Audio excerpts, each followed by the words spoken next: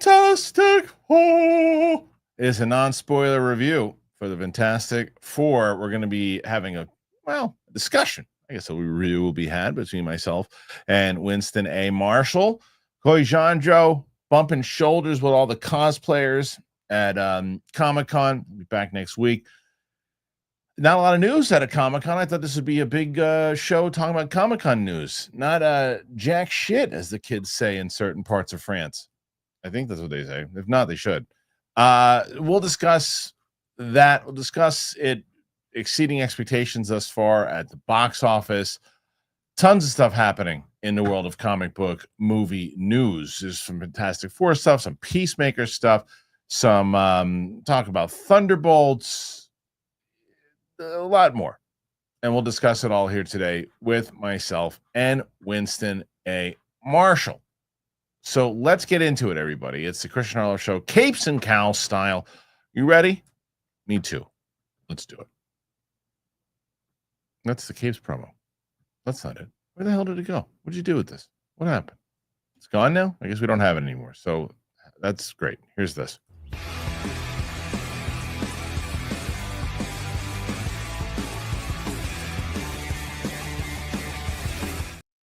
Somehow the capes and cows opening got deleted. Great.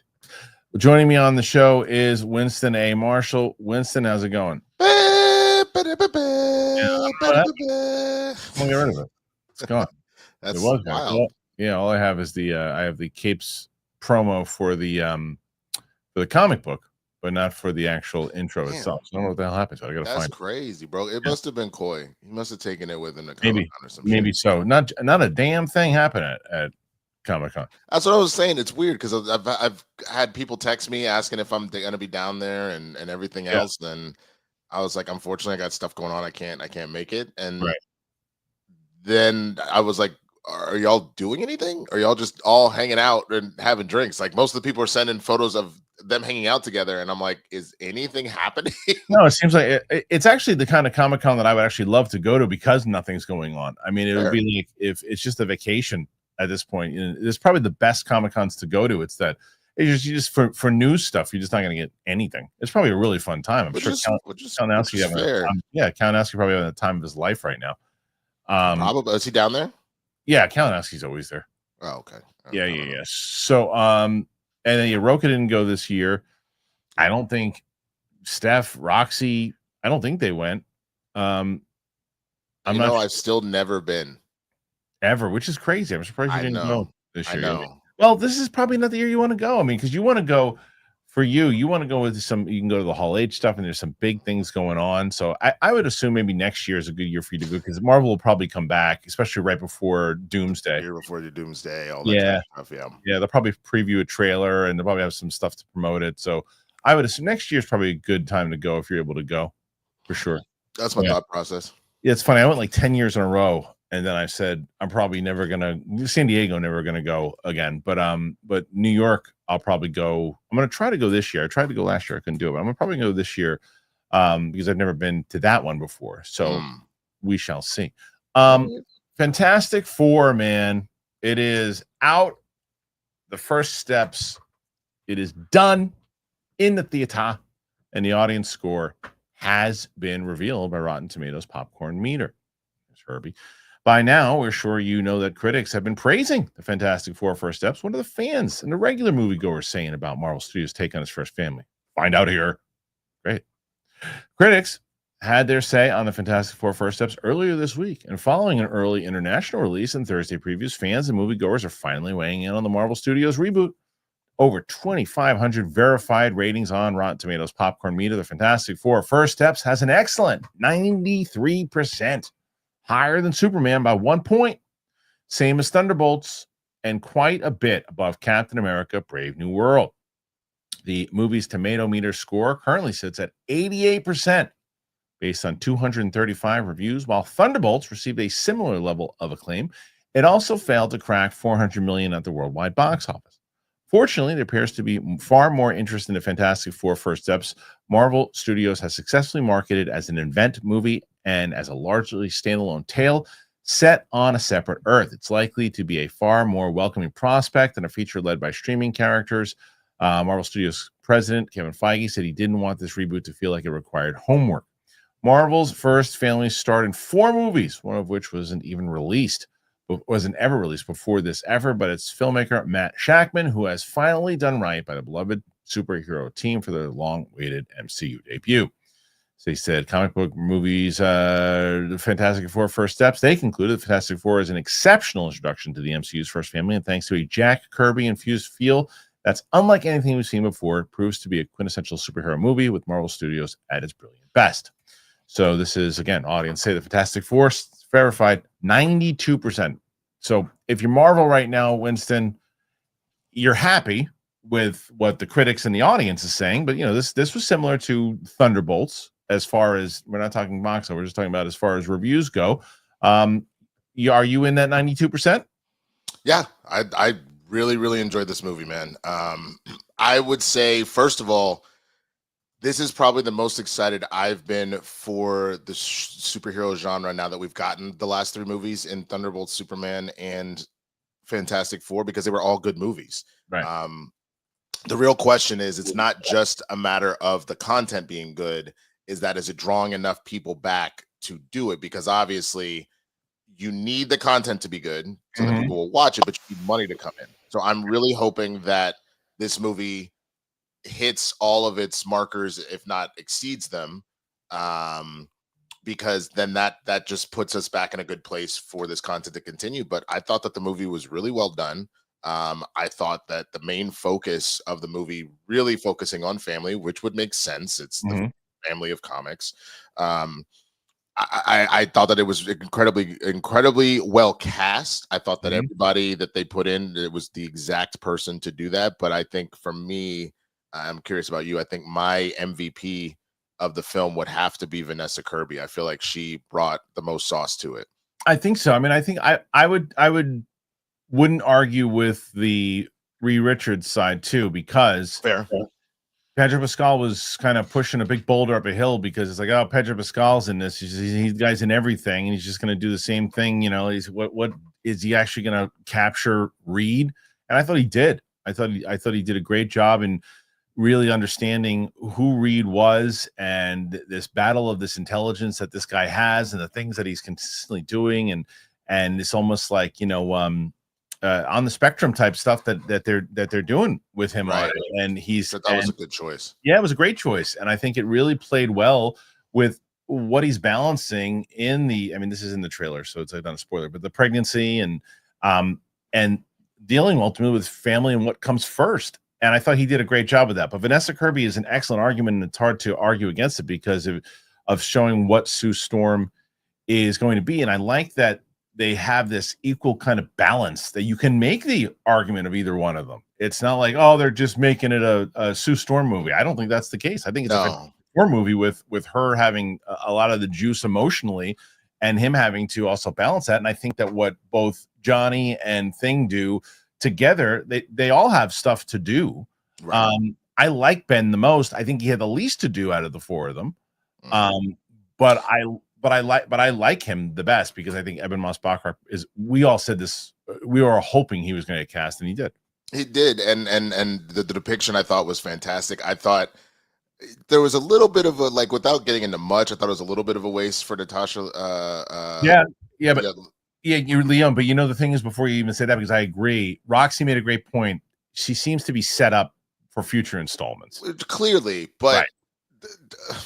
Even if you're going to do that, like, for example, Rhodey got set up for future installments in the first Iron Man, but was still integral to what was going on with Tony. I could have gone without Natasha's character and nothing would have changed. That's you know true. What I mean? Yeah. So, like, I get it felt like it was just to give Ben a storyline. And when people see it, because obviously we're doing non-spoiler right now, you'll kind of see what I'm talking about. I don't think she did a bad job, and I like their chemistry.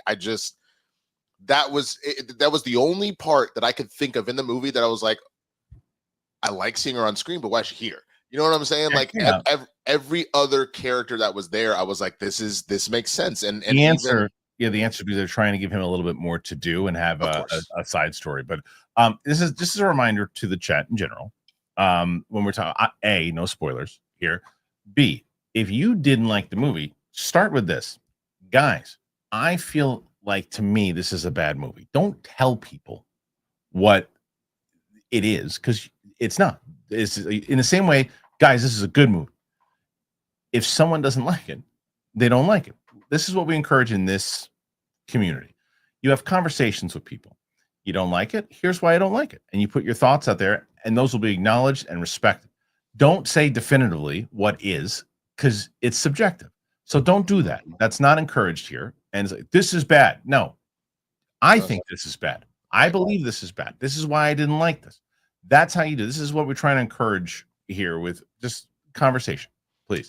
Absolutely. I mean, especially from the standpoint of just like, not just here. I've said this like almost every single time we do a movie review, because the conversation will start to tilt that way. Just some life advice. Don't, like, if you want people to actually listen and hear you out, coming at it from a place of like trying to engage in conversation versus coming from a place where you're trying to be the definitive answer. Yeah. You know what I'm saying? That people will listen to you more. If you come up and you're like, yo, hey man, everything about you is trash, I'm gonna be like, yo, get on my face. But if you're just like, hey man, you might consider X, Y, and Z because of ABC, it's different. It is, and I'm seeing that now in the chat, and I think that's totally fair. Even the people who were initially saying it are clarifying, and that's how it goes. But you and I felt like we're part of that 93% of why this is a really solid movie. And this is from both of us who are not major kind of Fantastic Four fans at all. Not a fan. I just didn't. It never really spoke to me, you know. So like the first two trailers, I thought were okay, and the last one I enjoyed. I was locked into this movie, dude, from the second this thing started. Yeah. I was locked in, and they set it up really nicely. I'm gonna have my full spoiler review out a little later today, so people can see more, diving deep into what actually happens in it. But I thought that for me, the first act super strong. I can see where people are going to make an argument about the second act kind of slowing down a little bit, but I kind of like the balance of that. And then the third act just takes off, and it's just very strong. I thought Galactus was great. I thought he was terrifying, to be honest. And because of the voice, the actor is just so good. And I like where they're going. It is the first time I'm kind of really set up to care about, since phases 1 through 3, about what's happening in the MCU moving forward. Do you agree? Yeah. I think that this was like a very solid setup, and I think what I appreciate about the last couple of films, even I will give Brave New World, even though I've told you that I really am not the biggest fan of that movie. Right.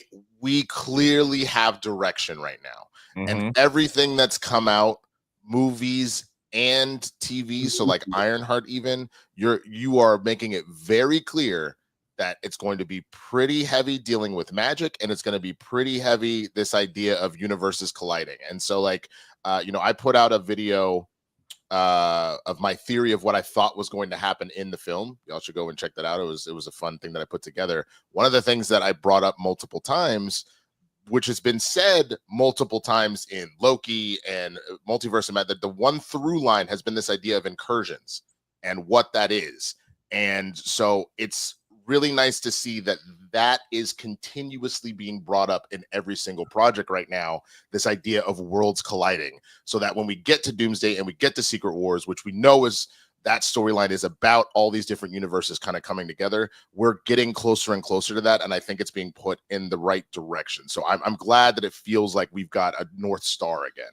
Yeah, and I really dug how and as I've been saying over the last week, Kevin Feige's been saying stuff where he's like, come on, man, let's not lie. Because there's a couple of times he says a few things in that article where you're like, stop it. Like, that's clearly, you're full of crap. What he's not full of crap about was saying you don't have to be caught up on anything. You don't have to do homework to watch Fantastic Four. It was so refreshing. Dude, it was so refreshing. We're caught up on all of it, and it was still refreshing. Bro, from opening sequence, and on top of that, this is where I actually give Fantastic Four a little bit more credit than Superman, and this is not a knock on Gunn or DC or anything like that. We started with this movie, similar to Superman, in the middle of stuff going on, but this movie found a way to catch you up immediately. Like, you start in the middle, and then they go, let's give you a little, like, it almost felt in a way sort of like modern version of that 80s, like, I bet you wonder how I got here. And they do the little flashback, but it's done in such a classy way, and it's done in such a way that fits to the story. I'm like, bet I know exactly who they are. I know exactly what's going on. I know how they roll. I know why people love them. Great. And then you keep it pushing. And I also thought like the music was so well done by Michael Giacchino, who just continues to nail it. Oh man, people just don't get it. You just don't get it. You just don't get it. Get what? Nothing. It's like forget it. So but when it comes to overall the music, the score, the tone of what they were going for, that to me really worked. And I thought that played in a way that the big MCU movies really haven't done recently. Yeah. No, I fully agree with that. Which in the same breath, though, one of the things that I think I really loved about the movie is there were moments where I realized, man, we're not like, things are happening, but there's like not a crazy amount of just like pew pew pew like action stuff. It is a very by the end, obviously, absolutely, but they earn it. But there's action throughout. But you know what I'm saying? Like, the part of what is special about the Fantastic Four compared to a lot of the other people, but you would want to see this with characters anyway. So much of it is about them using their mind. I mean, obviously Reed being the smartest out of all of them, but all four of them are very smart. I mean, again, Ben was an astronaut pilot already, which means he has to be intelligent. Sue has her own PhDs and does her scientist in her own. And then same with Johnny, where he is, and I really love that they gave Johnny his own kind of like not just blow things up arc. I thought that was also really cool to see them do that. I won't tell you guys what specifically. And it does. Like I said, it ran out of purpose. Did you say to be polite about Fantastic Four? Be polite? One of us, I maybe a chat thing. Someone said, why do we have to be polite about Fantastic Four? No, nobody said be polite. Only thing we said was, if you're going to give an argument about why you didn't like the movie, say something other than it was trash. No, that's fine. If you think if you think it sucks shit, you can say, I think it was trash. I think it was garbage. I think it was I think it was garbage. I think it was total crap. I think that's what you're starting with, is I think, not definitively. Even so, like, people said, well, this guy who said garbage back in the day. Yeah, I think this is garbage. You can say I think. So who said be polite? Cut it out. Let's just have the conversation. I don't know what you guys are doing today. Only thing I said was, you're gonna catch more flies with honey than vinegar. If you want to actually engage with people and not have them think you're a clown, then don't come in with hot fire. Like 100%. Just use your brain, like the Fantastic Four. I like the world building of this. I do too. I really liked the world building and how it was set up. And that to me was worth it. Like, I sat in that theater going, wow, I'm just surprised how like into this I am. And so I'm glad. And I will also say, like, it's funny because people are going back and forth where, because I had said, I still don't know the answer to this, I have to rewatch Thunderbolts, because the prediction I was making throughout was that I still thought Fantastic Four would do the best out of the three of them, money wise. I still feel that way. I think the other thing I said was, I think, though, quality wise, that I was going to enjoy Thunderbolts the most. I have to rewatch Thunderbolts, and I probably have to rewatch Fantastic Four, because it's between the two of them. I think, like, because Superman I enjoyed. I think that they're both story wise and stuff. From my personal taste, I like these two better. I just think that Superman was goofy at times, but that it was purposely goofy. And I if you watch my taste, you know that I don't necessarily love the goofy stuff all the time. But all three solid movies, and I just was so shocked at how much I enjoyed this one. No, I was too. There was enough writing on the wall that I was going to enjoy it. I didn't think I was going to enjoy it as much as I did. Off rip, having seen the three movies once, I think I'd rank it Thunderbolts, Fantastic Four, Superman. But I agree with you. I would like to see them all again. Yeah. And reassess to just make sure I still feel that way. Right. Right now, because it's recency bias. Right now, hold on a second. Watch this. We'll do it. I'll do it on the air, professional as possible. Hello. Hi there. Person who uses sign language is calling you through Purple Video Relay Service. I'm sign language interpreter 4006. I'll interpret the call for you. Okay. Thanks. This is gonna be my. I think you're interpreting the DoorDash. Caller says hello. I am here. Okay, perfect. I'm coming. I'm coming down. I'm coming down. All right. All right, Winston, take over. Oh, that's funny. Kristian has a delivery he has to grab real quick. So that's hilarious. I thought we were about to get another one of those. Y'all know how it is where Kristian used to love to answer the telemarketer phone calls and just completely clown with them. But yeah, again, looking at the three movies, just how they've played out, and I'm not even really throwing Brave New World into it because, in all honesty, it's a very distant fourth for me. But I think part of it's always going to be a combo of things because, again, it's art. I mean, one is obviously the character development and how the story is moving. Two is like, what is the movie trying to say one way or the other? Because, again, every single piece of art always has a message one way or the other, believe it or not. I mean, everything from your kids' movies to documentaries to whatever. They all have something that they're attempting to get across to you. And I just think to that point, the idea, and probably the reason why Thunderbolts hits for me a little harder is just because it resonates where I am in life. This idea of, potentially like imposter syndrome, or what do I do next, or I don't feel fulfilled, or things like that. There's like, I'm not at a midlife crisis by any means, but I'm starting to get closer to that age of just like, okay, where are we going next? What path are we taking next? And that's really what Thunderbolts focuses on. Fantastic Four, the idea of family and how important that is, and not just the family immediately connected to you, but the idea of your greater community and people putting their stuff aside to complete a greater goal. I think it was so well done in Fantastic Four.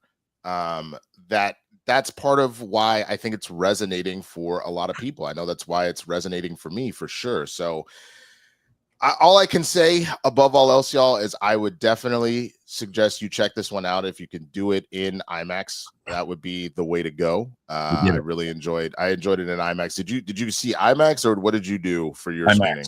Everyone can see it in IMAX. Yeah. I'm curious about the 4DX thing, man. I'm just I've never gone to one of those before, so it just feels like it'd be kind of fun. But yeah, no, I'm really about this movie, and I'm very curious to see what the first weekend box office is going to turn out to be. Yeah, me too. And I'm so back and forth whether even bring it up on the air. What we talked about off air about the press tour with Vanessa Kirby and Pedro Pascal.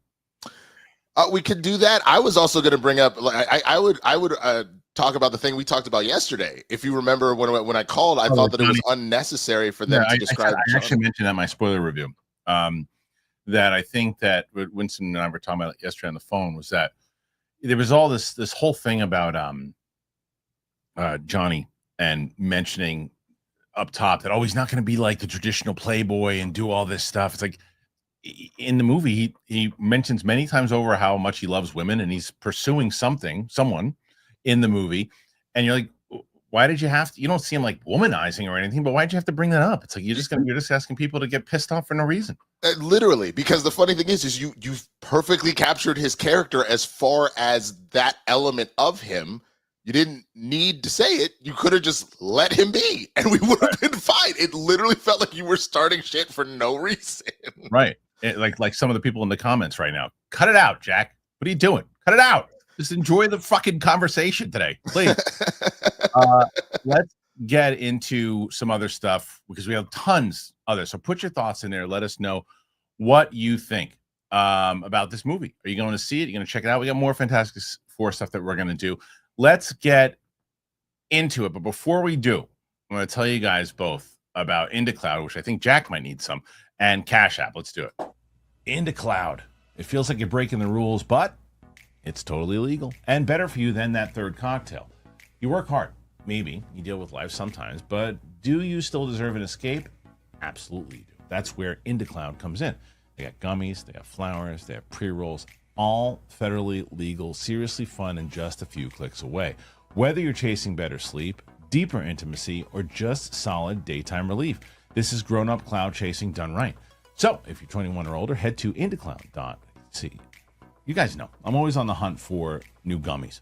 And so, IndoCloud sent me some, and their flavors are incredible. I like it. I like that there's no hangover afterwards. I know there's no sketchy ingredients, just good energy, a solid buzz. And I just felt good.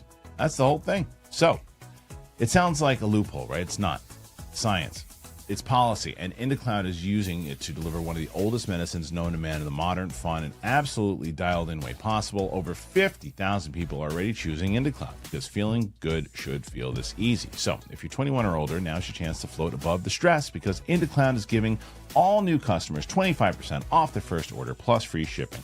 Use that code Kristian or click the link in the show notes to claim your discount. That is indocloud.co, indacloud.co. Use that code Kristian for free shipping plus 25% off your first order. Order now. Fill out their quick survey to support the show and enjoy the best part of your week. Brought to you by IndoCloud. Oh man, I'm so glad to finally talk to you guys about Cash App. I've been using Cash App forever, and now I get to talk to you guys about it. Don't worry, it's very easy, fast to sign up. Do you even know how much interest your money is earning you in your bank account right now? Well, let me tell you some stuff. Cash App can do way more than you think to make your money work for you. If you direct deposit at least $300 in paychecks each month and use the Cash App card for purchases, you can earn up to 4% annual interest on your savings. There's no hidden fees, no minimum balance requirements. Also, you can hit your saving goals even faster by turning on the Roundups feature on your Cash App card. With Roundups, every purchase you make using the card is rounded up to the nearest dollar, and that spare change is automatically put into your savings. Don't let your money sit around and gather dust. Make it work for you. Take advantage of high interest savings on Cash App today.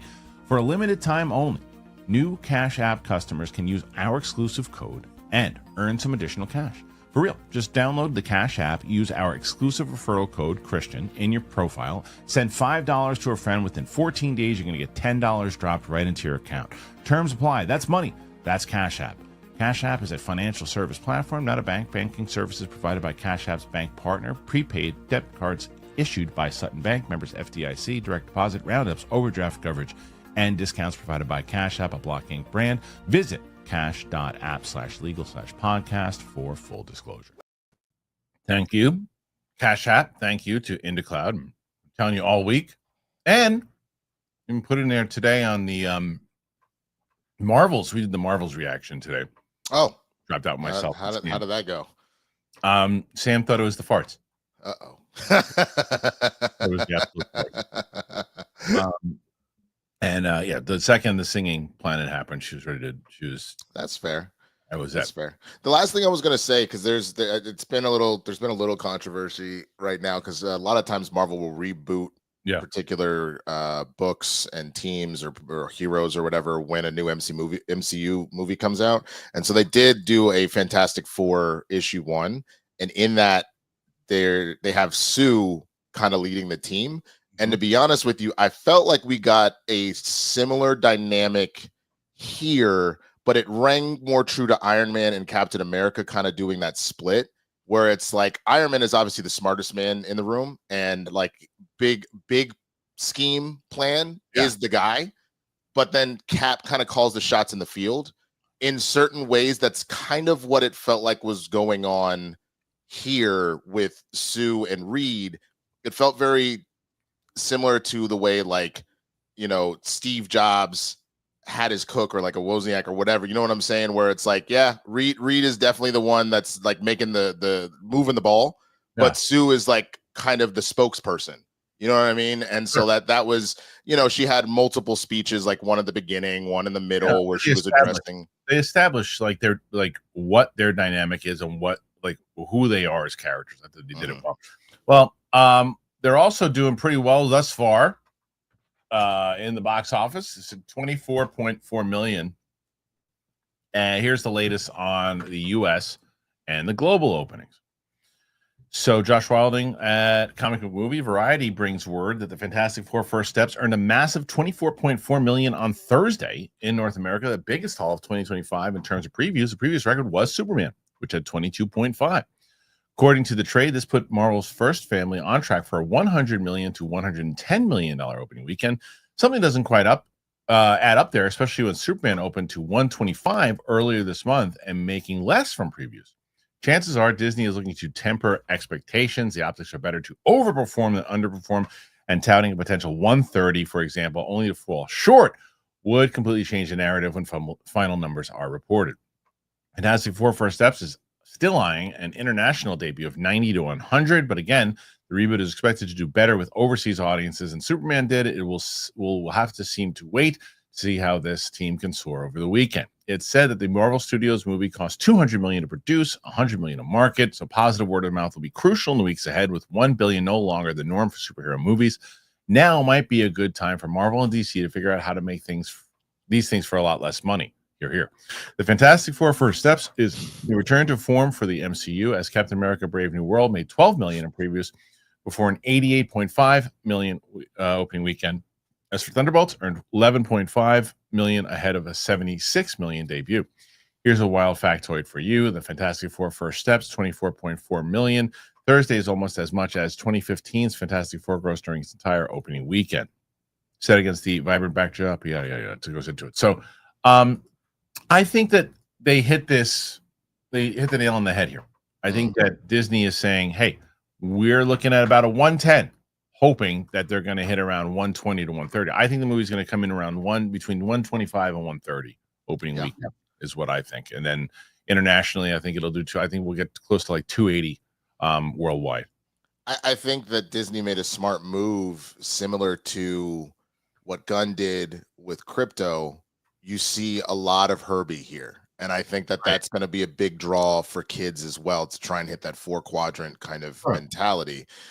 Especially with this movie being about family, that's just going to pull people in. So I agree with you. I think I'm going to go a little bit on the lower end and say 120 to 125. I am going to pull a Disney here and go with lower expectations so that we can go, wow, look at that. Yeah. Well, so I'm curious overall what it'll make. I mean, it's going to be interesting to say, because I think they're also right. The days of the $1 billion movie are, especially for comic book movies, it's very hard. We've been talking about this all week. I think there's really only 3 movies I think left that have a shot. And that is Avatar, which I think is pretty much a guarantee. Talking about for this year, for the rest of the year. Okay. Yeah. Zootopia 2 has a shot. Okay. Wicked 2 has a shot. Okay. I think that let me see what else is left this year.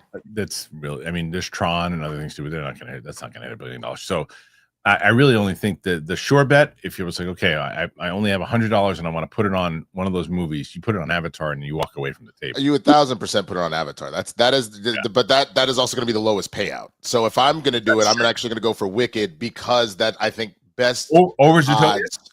Yes. The only reason why I'm not saying that Zootopia isn't going to do gangbusters just because of the kids element. Yeah. I think just because off the back of what Wicked already did, especially knowing that some of the bigger moments in what is that musical as a whole is going to draw people in even harder. I think you made fans out of people that didn't know or didn't care. So that's going to elevate it. And then the diehards are going to really be into this going forward. So I think that's fair. I just think that the 2 things I won't bet against are James Cameron and kid movies. I totally get it. No. But that's what I'm saying. I'm not saying that's the best shot. I'm saying odds to pay out, I'm going with Wicked. But if you're going best shot, it's Avatar easily. I'm going to take Avatar out. If it was like I only had $100, either Wicked or Zootopia, I'm putting it on Zootopia. I don't blame you. Yeah, no, and I also understand your reasoning for Wicked too. I just think that if you look at the numbers of the ones that have hit it recently, Moana 2, I mean, this Lilo and Stitch, it's all kid stuff. And I get it. Yeah, so and I think that's what's going to that's why I would put the money there. But and I think the first Wicked did what, like 785 or something like that? It was super close. It was 785 sounds about right, to be honest with you. It's right. It was right in that range. So like that's what I'm saying, with it only being about 300 away. Yeah. and knowing the kind of fervor it built up that way, I think that's where you can take it to the next level. Yeah. As long as the movie is the same quality, like I think they'll do it. Agreed. But I asked you guys, what do you think the overall numbers for Fantastic Four are going to be this weekend? What do you think it's going to do domestically? What do you think it's going to do overall? More things to talk about. Winston, you're on your own here this week to battle up against Roxy Stryer, who currently sits at 103. You have 23 so far, which is pretty damn good. Poor Steph was struggling yesterday, but wound up having a little bit of a fight, but didn't come close to getting to Roxy. Roxy right now is in the driver's seat. Now, can Winston pull it off with 23 so far before we get to the questions? We mentioned the Thunderbolts before. And so let's talk about this. Thunderbolts director breaks silence on the movie's box office struggles, responds to Olga Kurylenko's comments. I didn't know she had comments. What were her comments? Did you know her comments? No, I had no idea. Let's find out what they were. Thunderbolts director Jake Schreier has broken his silence on the movie's struggles at the box office and responds to complaints about Olga's shocked departure as Taskmaster. Spoilers, too late. Thunderbolts opened in theaters to overwhelmingly positive reviews, but struggled to make an impact at the box office. The movie ended its run with less than 400 million worldwide, a disappointing result for the New Avengers. The movie's lead characters weren't well known to anyone who hasn't been paying attention to the shows. Plus, despite an inventive marketing campaign, the Thunderbolts didn't have much in the way of name recognition. Thunderbolts is now available on digital and 4K and Blu-ray. Talking Variety, Jake Schreier was asked to reflect on the movie's box office performance. He said, "For me, it's so strange trying to grasp how people watch these things. It was really fun to go around to audience screenings. You can't even take for granted that you are going to get a theatrical release. So to be part of that movie that goes out there, it really is about the theatrical experience. People can share it and talk about it and say what they want, whether they liked it or they didn't, and they have that. And then they have that continue. Sure. It's nice to be part of a movie that gets to have that life. Clearly not eager to be drawn into conversation about box office receipts. Either way, it hasn't made much difference to the director as he's already signed up to take on X-Men. In a recent interview, Olga Kurylenko addressed learning her major role in Thunderbolts had been reduced to a glorified cameo after returning to work following 2023 strikes. Responding to Black Widow star's comments, Schreier said, "Yeah, I think Olga has spoken about that. It was something that happened after the strike. When we were redeveloping the script, I know there are people that have reached out to let me know that they were displeased with this. I understand it. It's not something we took lightly. Obviously, I think Olga is a wonderful actress. It's a hard thing to do. It's just showing that for these characters, this is the thing that's done, and they feel that all of their lives don't have a ton of value. While many fans have demanded justice for Taskmaster, equally as many who have seen unbothered by the shocking demise, the female Taskmaster wasn't exactly a hit in 2021. And yeah, okay, great. All right, so let's start with that first. I didn't have a problem with that, and I understand that for Olga, she's dying. No, I understand for her why she would be upset about the job, and here's everybody else who's benefiting and moving on to the Avengers and doing. Of course, she's going to be pissed off. That sucks for her. So I'm not going to say that, why is she complaining? I get it. I understand why she's complaining. I just don't have a problem with it. And plus the fact that what they said in the article, I don't think that she was enough of a character. If you were going to take anyone out of those characters, out of the characters, that's the one you do it. I think for me, the only issue I had, it did two things. I both on the one hand was like, man, that set a tone. Like It very much set a tone. Like I remember that about Game of Thrones because like I was watching that first episode. I feel like I watched the pilot of Game of Thrones like 2 or 3 times and I couldn't get through it. I'd fall asleep. And you get to the very end of the first episode, spoiler alert for a show that's been out for over a decade at this point. Right. When Bran climbs up, sees Cersei and banging her bro, and then he throws Bran out the window. I was like, what is this show?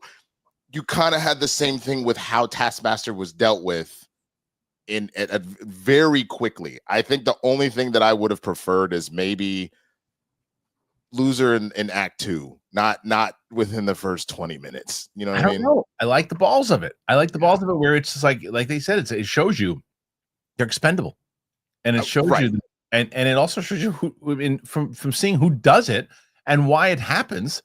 It's like, oh man, it's almost like Squid Game at this point. It's like, so I liked it. Like I said, it's one of the reasons I liked the movie because it's like you just didn't know where it was going to go, and like, whoa, they're going there. Who else can go? Yeah. And it went dark. So I didn't mind it, but I also, like I said, I do not have an issue with her speaking out about it. That sucks. You're in, especially when they're so involved in the upcoming movies. Now, as far as when you're an action star, right, I'm gonna act. Oh. I will say that I also like the way that Jake Schreier addressed the box office. What did he care? He still got a gig from it. He still got. It's like this is not one of those things where you're like, well, smartly. It's not. Oh, his movie didn't perform. We hired him too quick. They're very because you look at what happened with. Look at the example of the difference between, like, say, this and The Flash. Flash did not go over well with the fans, right? People who saw Thunderbolts loved it. It was just people weren't giving it a chance in the theater. That's not a matter of like they weren't seeing because it's heard it stinks. They just didn't care about it and didn't know what was going on with these characters and wasn't invested. People who saw it, well, that was a well-made movie. So you don't really have any buyer's remorse of hiring him for X-Men. I think for X-Men, he's perfect. For especially what he just did with these bunch of misfits. What's he going to do with the mutant misfits? Absolutely. I think that there is a very particular skill set to be able to work with an ensemble cast, right, and to make them all feel pretty equal. And again, I think that's why with Matt Shankman, that's why we had Natasha's character for Ben, so that everybody felt like they got it like a thing. But that was something that I think Jake did exceptionally well with Thunderbolts, is everybody had something they were dealing with, and it all got enough equal attention. Obviously, Yelena was the star, so she had the most focus, but everybody got an opportunity to try and exercise those demons and figure out who they are. Sure. And that balance takes work. I mean, it's why the first Avengers hit, because, you know, Joss Whedon, however you feel about him one way or the other, like he did it with Buffy the Vampire Slayer. He comes in here with the first Avengers. He found a way for everybody to be relevant and to give them a moment. So I think if Jake can do this, I think the real question is how many people are you going to put on that initial X-Men team? You put too many, that's when you kind of run into trouble. You need to give like a kind of a core group and then build out over time. You know? Do you put Wolverine in it to start? I mean, do you? I don't think so. Because even though if you don't, you're going to get people, Wolverine's not even in this. I'm not going to see this. You're going to get that for sure. But unless they find him towards like the end of the movie. That's what I'm saying. I don't think you need him right away. I think you could do it any number, because think about First Class. First Class didn't have Wolverine except for a cameo, and people love that movie. So I think the better thing to do, either you can put it in a post credit, you can make a comment that he's off doing something.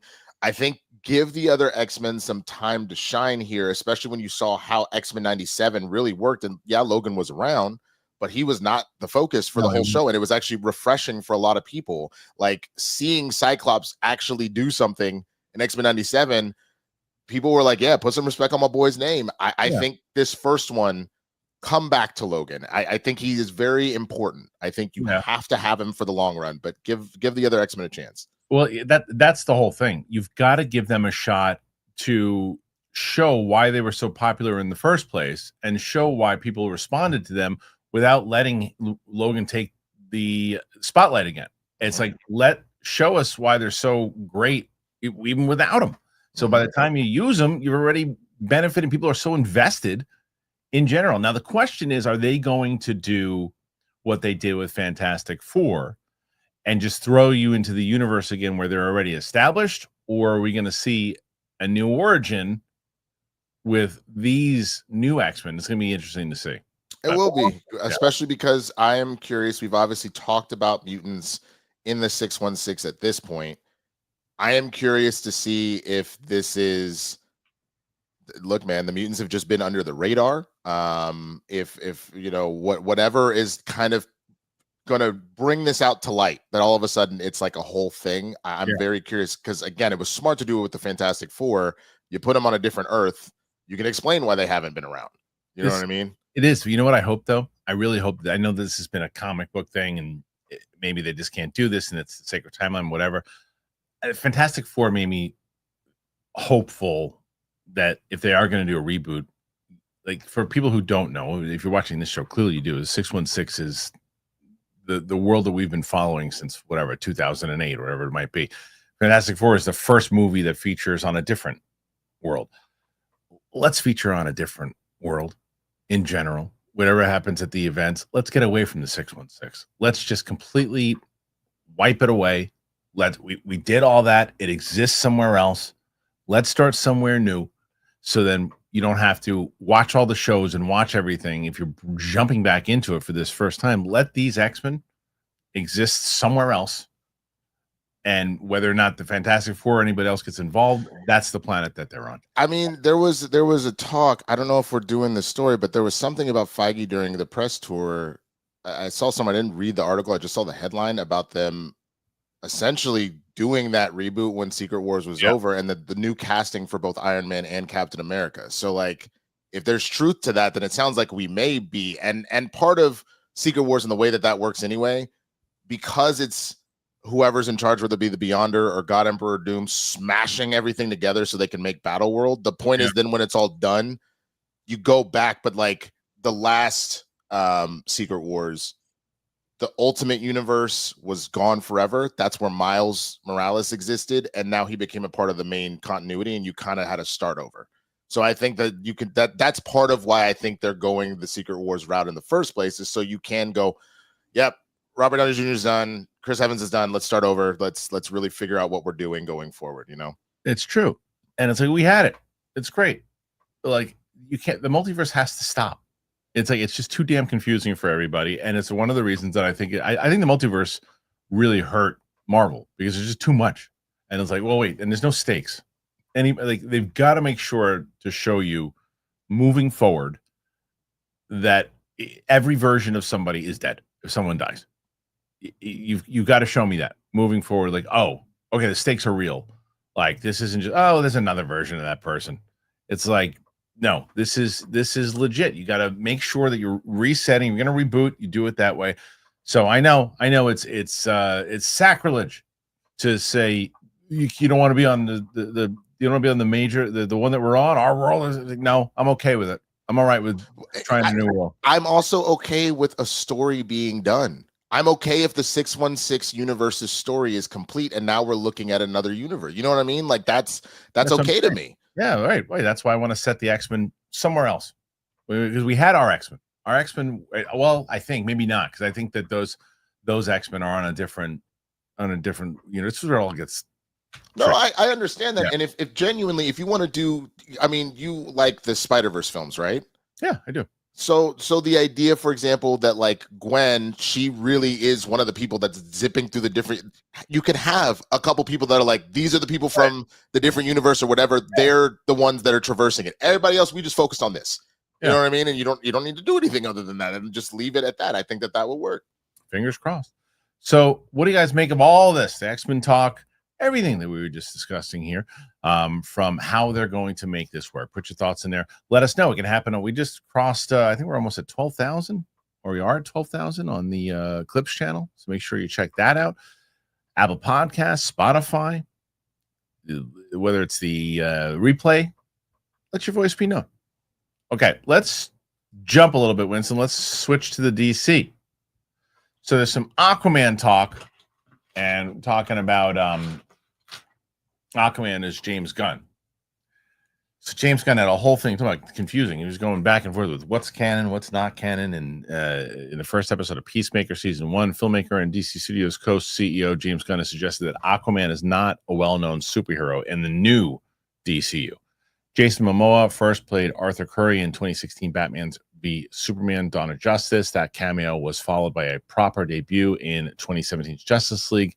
And despite the movie's failings, Aquaman followed in 2018, splashed down to a massive $1.1 billion worldwide. The sequel was released in 2023, and while the DCEU movie was more successful than the rest of that year's DC offering, it still flopped with a disappointing $440 for its global haul. We're not sure what the plan for the King of Atlantis would have been had the DCEU stuck around, though Warner Brothers majorly dropped the ball by not properly adapting Flashpoint in The Flash. That would have seen Aquaman and Wonder Woman's respective kingdoms at war with each other. Chances are he'd have been in Crisis in Infinite Earth movie at least. Aquaman was the butt of many jokes in Peacemaker season 1, with Christopher Smith repeatedly claiming that the hero bangs fishes.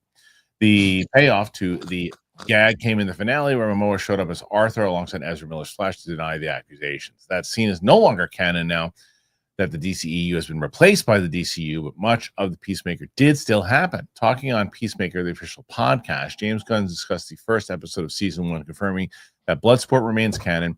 Aquaman's celebrity status, however, does not. It's unlikely that Aquaman is a famous hero in the DCU, as Superman and Peacemaker seasons 2 are happening. That's unlikely. The Superman director and DC Studio co-CEO confirmed, joking that fans can make a DCU cut of the series. Gunn added, "You can cut out Aquaman banging fish." This comes after Gunn recently said we'd be waiting at least a couple of years before seeing Aquaman and the Flash in the DCU, and the expectation is that both characters will be played by new actors. It's going to be exciting to see what Gunn's take on Arthur looks like, especially as he isn't as well-known hero in this world when the events of Superman takes place. Momoa has moved on to Lobo. He talks about loving Lobo, Supergirl travels around the... Okay, so you're going to see him next as Lobo in Supergirl. But this to me is even more confusing than the multiverse, to be honest. It's like, and I don't really think Gunn really knows the answer of what to say. It's just like, well, that part of it, what I said there, we can still use that, but that over there, that's not, and that is, but that's not. Is there going to be an answer why? And if there's an answer to why, and you go, oh, well, that makes sense as far as why, and it's clear cut. But if you're like asking questions, well, it seems like I know the answer to this. Is Harley Quinn in Suicide Squad and all the other stuff from the DCEU? Is Margot Robbie or Harley Quinn? No, she's not. Is Gal Gadot? No, she's not. So little things that have been. This is the problem with, because he obviously loves Peacemaker, was proud of it, wants to make it part of the DCU, had to kind of maneuver things. He made it very clear in that, I don't know if it's the same interview or not, but he made it very clear that anybody you saw in Black Adam from his DCU, that's not canon. Like Amanda Waller wasn't doing what she was doing. Harcourt was not working at the underwater prison. Like none of that is canon. He made that clear. But if you're not listening to interview, this is my question, I guess, to you right now. If you're not listening to his interviews and you're just a casual fan watching, how do you know? My only guess here, because again, this was kind of a weird mess where like Peacemaker was his baby, so he didn't want to let that go. Right. I don't necessarily disagree that like Viola Davis honestly is like a perfect casting for Waller. The only thing you might change is that traditionally Waller tends to be a little like heavier set. So maybe if you wanted to go that route and see if there's another actress that can bring the same kind of energy and just fits the design of the character. But other than that, my guess is Peacemaker will have a moment. We've seen it the first teaser trailer, right?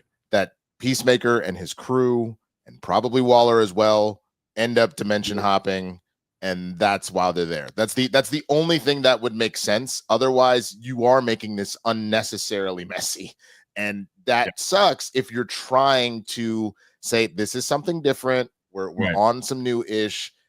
You need to have a very clean moment in Peacemaker that explains why the people that got to keep their jobs kept their jobs. Otherwise, you are just already setting yourself up to be down a touchdown at the start of the game. It doesn't make sense. Yeah. Well, but I think the other side of it is, for the casual fan that's really just not going to really be paying attention. And I don't think it's going to be so confusing because of the fact that Superman clearly is the main focus right now. Right. Anything, and I would assume it would make sense. We already know from the trailer that Hawkgirl, I think is already in the trailer as well as is Guy Gardner. Was Mr. Terrific in the trailer? I can't remember. I don't remember. Okay, I know. Well, those two definitely were. And so to have those two in it, we already know that we're pushing forward like that. That's the main timeline, if you will. So if there's little things, I don't think the casual fan's going to go back and say, "Oh, wait a minute. What about the stuff in Black Adam?" Well, wait a minute. I think so. I'm answering my own question. The people who are really asking those questions are listening to those interviews. Yeah. And are paying attention to what he is saying. So they are getting the information. but I think you're not really gonna care because it's Superman, it's Lanterns, it's Supergirl, it's all this other stuff that's gonna push forward. And the events of Peacemaker season 2 are gonna be the most relevant. Right. So, right. Anyway, what do you guys make of James Gunn and his comments? Confusing? Sure. Who cares? Put your thoughts in there. Let us know. Staying with Peacemaker. Peacemaker season 2. Image reveals first look at monstrous new character, and there's a new synopsis released. Hell yeah. New behind-the-scenes photo from the second season of Peacemaker gives us a look at first. Monstrous new character. We assume a villain, but you never know. We also have an updated synopsis. Den of Geek has shared some new images from the second season of Peacemaker, and one of them reveals a first look at a mysterious new creature. The behind-the-scenes shot, which also features James Gunn, is captioned a rubber-suited monster and his little rat-like buddy. So we're not sure if this is an established DC Comics character, race, or a new species created for the show. There's some speculation that the xenomorph-inspired fellow could be Helgramite, but he doesn't really look enough like an insect to us. Relation is another possibility, although he seems a little too tall. Whoever this is, we assume he will be introduced as an enemy of Christopher Smith and his team. HBO Max has also released a new synopsis, which reveals why Peacemaker decides to venture into an alternate reality via the Pocket Universe technology. Okay, so we're ready. Superman becoming relevant there for this. In season 2, Peacemaker discovers an alternate world where life is everything he wishes it could be. But this discovery also forces him to face his traumatic past and take the future into his own hands. I would love if that thing is actually good. It looks evil. Yeah. So it'd be great if it's actually. And there's the piece. When is this supposed to come out? Soon, within the next 2 weeks, I think. I'll tell you here right now. Well, maybe not, but I don't know. I think it's sometime in. I can Google it. I was just curious. Sometime in an article. But either way, I'm getting pumped for this one. August 21st. So we're just under a month. That sounds great. I'm excited for it. I'm really looking forward to it. It's I started watching that show before I even started watching The Boys, so that was an appetizer to The Boys without even realizing it, because it's so outrageous, both of the shows. But I love how much fun they have on that show. I really do. That show to me, humor. That to me is, I think, the big thing. They genuinely look like they are just having fun. Yeah. And those end up being the shows that do the best. You know what I mean? Is if the whole team is it. That's why, to me, Always Sunny went as long as it did. The Office went as long as it did. Always Sunny. Huh? It's still on. No, I understand that. I mean, they're still go. They did the season premiere was the second half of the Abbott crossover, and it was hysterical, because the one thing I said about the Abbott crossover, I was just like, they're not really going full Always Sunny. And I get it, because it's on ABC on a more family friendly show in Abbott, but then you went full tilt on their show. It was fantastic. Yeah. So no, I agree. Peacemaker, they genuinely feel like they are having the time of their lives. And so if you bring that same energy, then I think the second season will be good too. Who's your favorite character on this show? On Peacemaker? Yeah. Probably the best friend mercenary dude. I don't know, what, Vigilante, is that his name? Easily. Hands down. So ridiculous. We had him on the show last year. Great dude. But he's the best. He's he's so good. He was hilarious. And the funny thing is I think what it did for me, even though that to me was the standout character, I think it also gave me, I always thought John Cena was good, but he hadn't really done anything quite yet where I said, holy and this was it. This is watching him fully flush this out. I said, holy crap, he's got the juice, man. He's out here. Yeah, I'm with you, because I always thought he was just okay. I liked him in Trainwreck, but there other stuff that he did. I thought he was the worst part of Bumblebee, and I love that movie. And there were things that he did, I'm like, he just kind of overcooks it sometimes, like he does in wrestling. And I'm like, I don't know if this guy, he's got chemistry, he's got charisma, but there's just something missing, right? And then here comes the Suicide Squad, and I was like, oh, he's great in this role. And then I'm like, okay, I'm interested in a TV show now. the best acting, and his comedic chops were outstanding. It was his star turn for sure. Yeah, no, I 1,000%, and to the point where we did this debate earlier about who would you argue is the best wrestling actor, and I feel like there's like 3 that always end up in the conversation. Yeah. It's Batista, Cena, and The Rock, and I think where it stands right now, I still would give it to Batista. I would too. And then I would give it to Cena, but I would argue that they are at a 1A, 1B kind of moment right now. I'm very curious to see what The Rock does with this new film he's got coming out. I think that because it's a UFC film, right? Like he's a UFC fighter. Who's that? The Rock? Yeah, he's a UFC fighter. I'm very curious about that, because if The Rock knocks that out of the park, I think he can get back in the conversation and mix some stuff up. But it just depends on what he brings to the role, because that's the problem. Every other time he's played The Rock, if he finally diverts from that and really dives into this, I think we can talk about it again. But I don't think anyone's touching Batista right now. I mean, and if you go to 2 years back, I didn't even have Batista as the guy, and I have 180 that because he is so many different things. The Shyamalan thing that he did was the one that put me over. He's done so many different things, and he really lays into the craft and really wants to. You can tell he's an actor now. I mean, Dave Bautista's an actor. Absolutely. The Rock's still a movie star. I fully agree with that entirely. I'm saying that, like, at least for Cena, because now I've seen a little bit of like range here. Yeah, it's not just him playing a different version of Cena. I agree with you. He's the number. He's the number 2. I don't think you said 1A, 1B.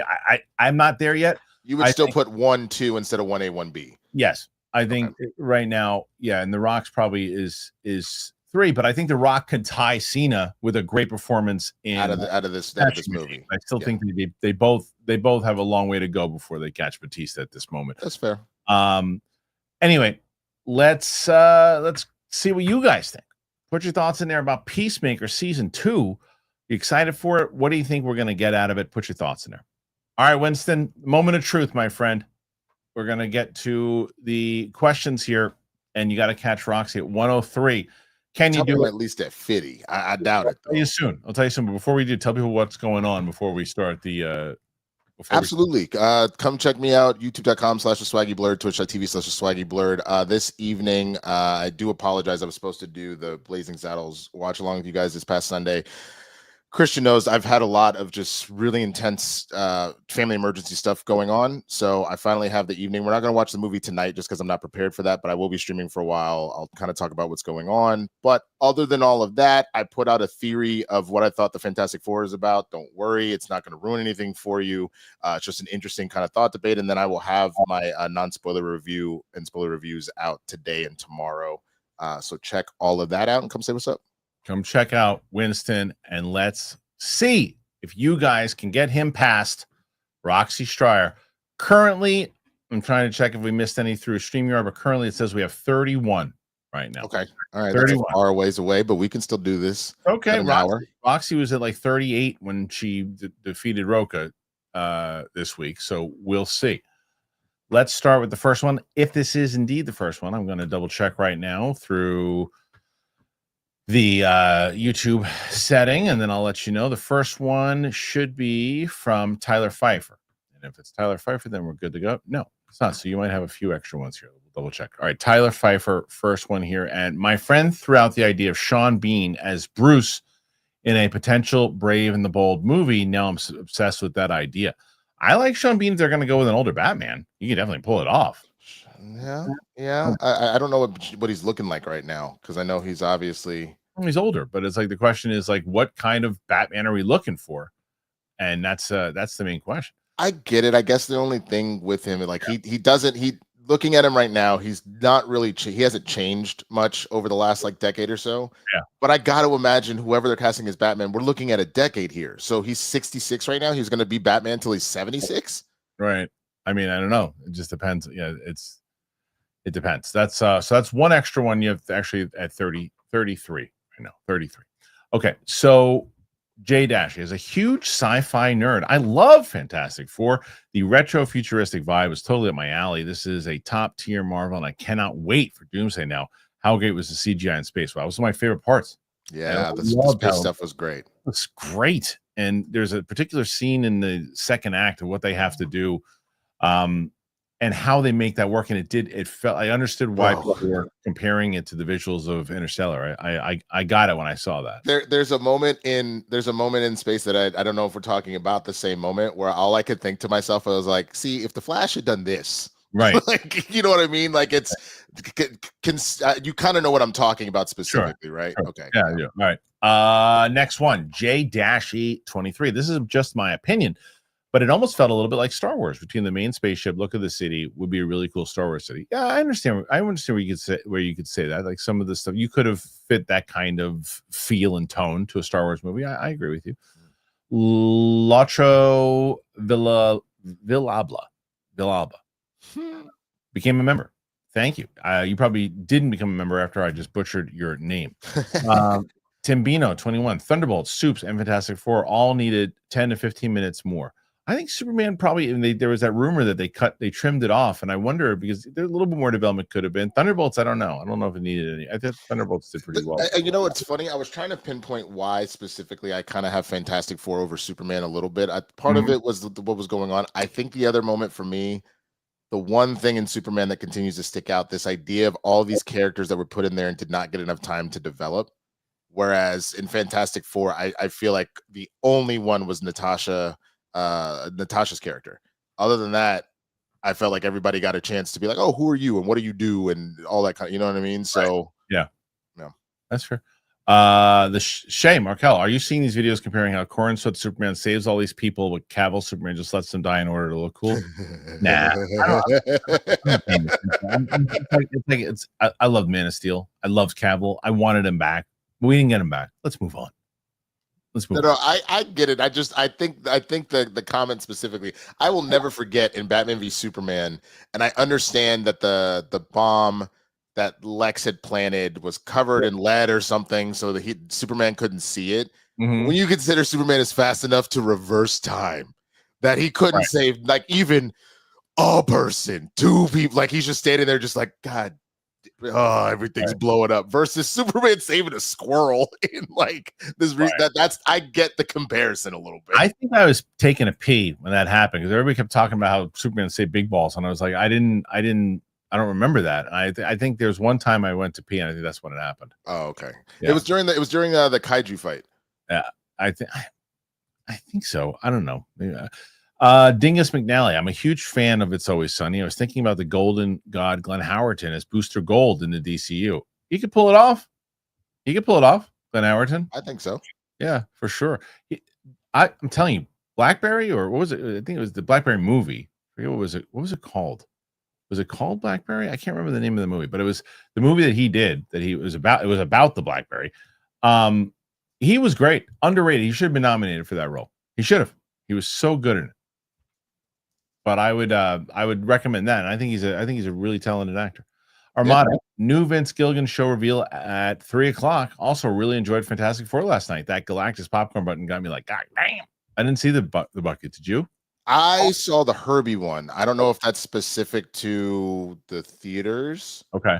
But like the Herbie one I saw was really cool. And that's immediately when I thought, like, as much as I enjoyed Herbie in the movie, and I did, I was like, oh, right. That is 1,000% the kid draw is Herbie from that. But I did not see the Galactus one, which you were right. I saw your out of the theater reaction as I was going in. Galactus was terrifying, bro. Terrifying. But he was supposed to be. Right. And it's his attitude in general, like of what he's burdened with, that you're just like, oh man, this guy doesn't give an F. Yeah. David, what's up, David Jordea? Yo, it's my birthday today. Give me some love. Happy birthday, man. Yeah. Fantastic for tomorrow. Can't wait. Also, so happy Gilmore 2 this morning. Thought it was actually pretty good. I hear mixed. I hear from you, and I heard that some of it is funny, but they kill the jokes. I'm probably gonna do a reaction. My goal is to try to actually do a reaction to it today before I leave. I can't imagine it's that long. Luke, send me a text. How long is it? I'm gonna guess it's 140. That's my guess. But do you have any interest in seeing 154? It's just under 2 hours. Yeah. That's long. That's long considering the first one is 133. I mean, you added an extra 21 minutes. That's long. I don't know if that movie needs to be that long, but I mean, I haven't seen it, so I don't know. No, I actually just rewatched the first one when I was visiting my dad a week ago, which was fascinating because my lady and I were watching it, and then my dad walked in the room and he goes, "What is this?" And I was like, "You've never seen Happy Gilmore as much of a golf head as you are?" Yeah. And he loved it. So Okay. I am just concerned because a lot of these movies, especially comedies that get sequels a decade or so later, do not pan out well. Like Coming to No. America was not good. Well, Zoolander 2 was not good. Like, no, but the difference is this, which I agree with you 100%, by the way. But the difference will be that both those movies, I think Zoolander 2 came out in the theaters and tanked, and the other one came out in streaming and just didn't do well. This movie is going to destroy on streaming. So it doesn't matter how good it is or not, it's going to destroy. But I guess that's the thing, especially if we're not talking box office. I am more concerned because Coming to America also destroyed on streaming, but I don't want to leave a bet just as far as like people anticipating it so much. I don't know, but anticipating is different. Did it actually do well in the rating? Like I mean, they don't release the numbers, but as far as like people just talking about it, yeah, it did. But that's the problem. Most of the talk was like, yeah, I saw it. God damn, it ruined one of my favorite movies of all time. That's more what I'm worried about because it doesn't have the stakes of let's put it in a box office. No, you're right. It was considered a hit in terms of streaming viewership because it was the most watched title on Amazon Prime Video in its debut week. However, it didn't achieve the same cultural or critical impact as the original Coming to America. It drew in large viewership numbers, had strong African-American viewership. Some reviews noted it relied heavily on nostalgia and lacked the same comedic brilliance as the first film. So, you know, you're 100% right. That's what I'm worried about with this because I love Happy Gilmore. Could be exactly the same exact thing. Nathan Drake, do you think Superman will make it to 550 million now that the Fantastic Four reviews are great? That seems disappointing. Man of Steel ended with 670 back in 2013. Well, 2013 was definitely a different year in regards to comic book movies, but still, I think it would be a little bit disappointing for sure. But it's the same thing. They've got good clout with the audience that has seen it. People are excited about the DCU in general. They have other movies that have come out for Warner Brothers that can add to them not really losing money. They made a lot of money through Minecraft and a ton of Sinners and other things. So that's why they can say if it was the only movie they had coming out this year, then they would definitely be a little bit more bummed about it. But I think, will it make 550? I do. Do I think it'll hit 6? Can be a stretch. Yeah, because it's at 432 right now, so it needs to make another 120. Yeah. I'm just saying, I'm not bad at box office. I kept telling everybody on this damn show that didn't have a chance at 1 billion. Everybody kept Winston was arguing with me and Roxy was arguing with me. It was I think it was just because of the size of the IP and because of the way it was drawing so much attention. Yeah, it's international box office though, dude. That's if you don't I have just didn't know that I didn't know Superman was gonna eat at the international box office, like they was gonna tank. Better. It did better week 2, but week 1 was disappointing. Armada, did you guys ever know about the Teenage Mutant Ninja Turtles World Tour musical? Winston? Yes, I did. There's a fun singing a song called Skipping Stones. It sounds like Springsteen.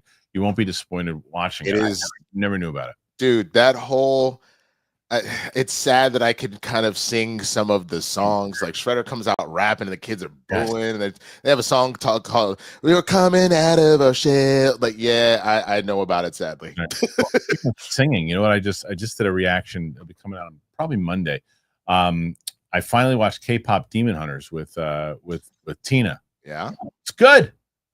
That's what I've heard. I still need to watch it myself. It's fantastic.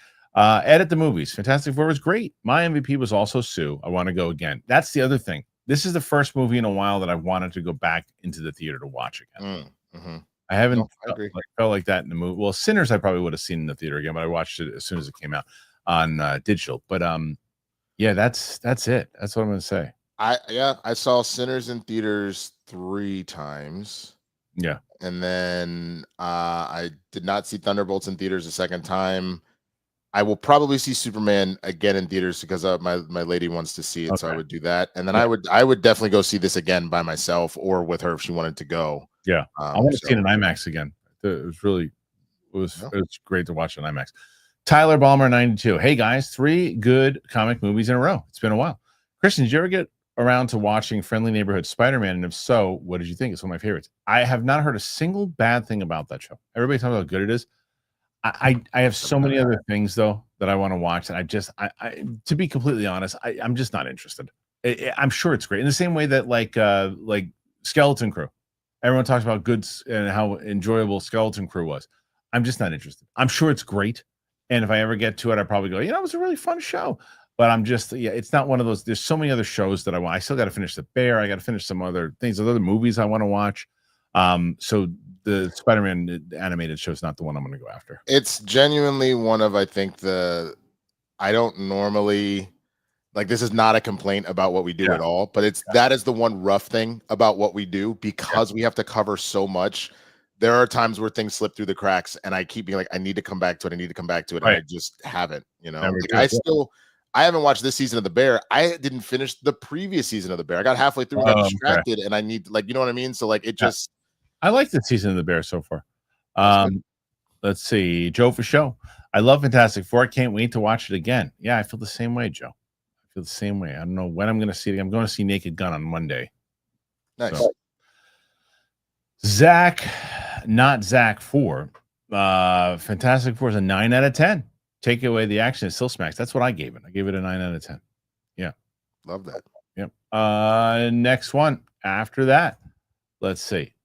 And someone asked me if I saw Fantastic Four with Sam. No, I did not. Sam is not seeing any of these movies in the theater. She's waiting until, when it comes out on digital, we'll watch it together. Chris J. Herman, I really enjoyed Fantastic Four. I loved how conversational the movie was. Yep, it's more of a sci-fi family drama. Agreed. Love that. I actually wanted it to be longer. I don't think I disagree with the single thing that Chris just said there. Dude, the moment in Act 2 where we get to see how damn strong Sue is. Yeah. That was cool. Yeah, it was pretty great. 44, Winston. 44. Come on. Let's see. 45 minutes. Can you catch Roxy? It's Winston versus Roxy. Can Winston take the win? We shall see. It's in Roxy and Roca passing the torch back every week. Joe for show. I decided to fill my work desk with popcorn buckets after putting up the Galactus one. I have no more room for anything else. Oh well, I gotta look at this. I'm sure it's a massive thing. That was the only thing about that Smurfs movie. The stuff that they were given when you walked into that screening, there was 3. They gave you 3 options. I was by myself. Had I had my kids with me, we would have gotten all 3. But there was a Smurf bucket. It was like Smurf Village popcorn bucket, which was great. There was a big Smurf sippy thing, which was pretty great. And then there was a really soft blanket. I took the blanket. Took it for the dog, but the little one is using it. Yeah. Good. Dude, this thing is huge. That's what she said. Jesus Christ. The Tyler Bomber 92. If the end goal was to merge all the timelines in the multiverse, why don't you think Marvel told more stories from other Earths like Fantastic Four? Because I don't think that they thought they had to.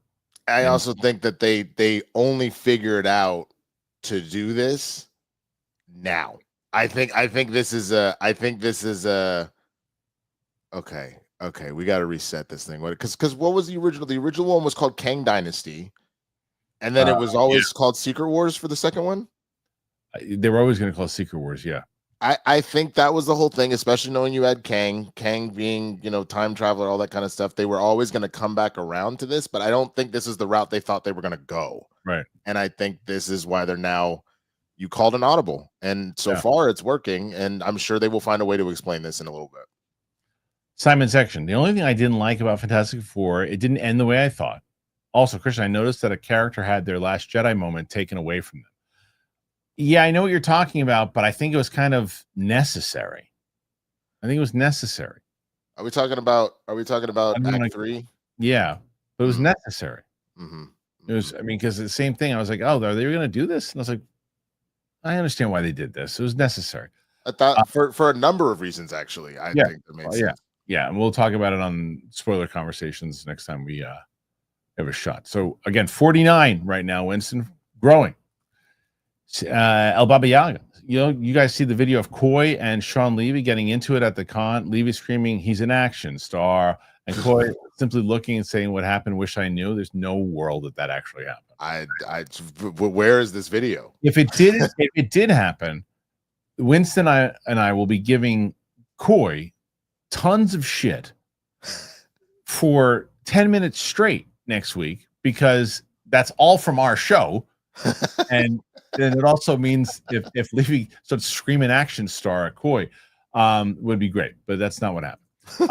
The Movie Dudes podcast. I don't know what it was, but Fantastic Four for me was kind of all right. The individual characters are great, but this movie had virtually no action, and I feel like they wasted Galactus. Okay, I love the way you express yourself there. Mhm. I disagree thoroughly. I disagree as well. There was, in my opinion, the right amount of action because, again, I stand by the fact that the Fantastic Four, even though you have some of, like in Sue and Johnny, I would argue two of the most powerful characters in Marvel when they're really pushing their powers. The Fantastic Four are not so popular just because they're just out here smacking people around. It's because of the teamwork and how smart the team, especially Reed, is, and that's the focus. Like the main thing is always the dynamics between the four of them and how that's going. So it actually felt like the perfect amount for me. But I like earned action. I don't that's my problem with these Marvel movies. It's like just watching the Marvels, it's like there's tons of action in the Marvels. It's boring as shit because they don't earn it. And it's just a bunch of fight scenes, and you're like, who cares? It's like by the time you get and I actually disagree. I think there's tons of action, even in stuff that they show in flashback stuff, and then what you get in Act 2 leading up to Act 3, which is just like stimulation overload. I like that type of storytelling because I cared. When it's just a bunch of action scenes, it's a bunch of pew pew stuff, and it just like I'm just not invested.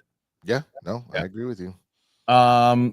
He follows it up. I like Sue the best of the characters, and I like the Shia LaBeouf Johnny scenes, but the movie just left me underwhelmed. 6 out of 10 overall. Really? Oh, okay. That's under 3. Really? You give it under 3 out of 5? Or you just right at 3? Right at 3. Right at 3. Okay. So he still puts it would still get a fresh on Rotten Tomatoes, but okay. I'm excited to see characters in future movies. Fair enough. Appreciate the opinion there, movie dude. All right, next one here, 54 right now. It's in 54 as we're still building. Come on. 40 minutes left. I feel like it's going to be a battle to the end here. Kevin LaGuardia. What's up, Kevin? Sad that I was disappointed. I like the movie and the cast overall, but in the end, I feel the 828 world provided a way out for too many convenient solutions. Way out for too many convenient solutions. I'm not sure I understand. It's without spoiling. He's trying not to spoil, but I know what he's talking about in general. But it's tough. Is there an $80? Is that Galactus thing $80? Yeah, it's huge though. It's the link. It is apparently 9 liters. Hold on a second. It is ginormous, bro. Who's spending $80 at a Galactus popcorn bucket? Somebody, I found out that Herbie one was the same thing. It's about $70-$80. People actually shell that money out. I'm looking at it. I mean, I wouldn't buy it, but it looks pretty cool. Yeah, I see it. I mean, yeah, if I brought that home, I'd be sleeping on the couch. Oh, here we go. Herbie popcorn bucket, $75, comes with drink, popcorn, and a candy. Holy shit! Wow, they really know. I mean, they really know how to get you.